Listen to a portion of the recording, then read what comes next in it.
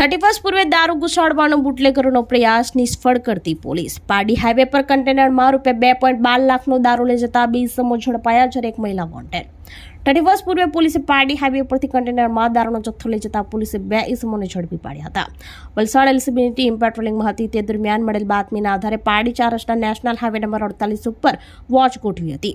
તે દરમિયાન container number MH46BM8832 આવતા પોલીસે રોક્યો હતો, જેમાં તપાસ કરતા દારૂની બોટલ નંગ 1560, જેની કિંમત ₹2.12 લાખનો જથ્થો મળી આવ્યો હતો. અને રઈસ સુબત સદગીન અંસારી અને રાહત હુસેન રિયાઝુદ્દીન શેખ બંને રહેવાસી યુપીને ઝડપી પાડ્યા હતા.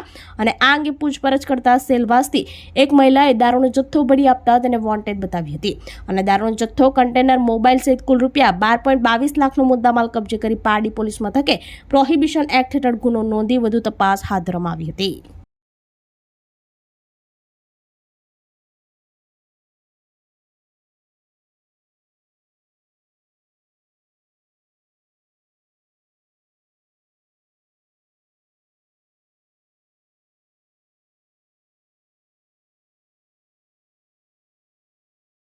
આપણી સંકલ્પ ન્યૂઝ ચેનલને સબસ્ક્રાઇબ અને લાઇક કરો, બેલ આઇકન દબાવો, જેથી આવનાર ન્યૂઝ અપડેટ્સની નોટિફિકેશન આપના મોબાઈલ પર સૌથી પહેલા પહોંચે.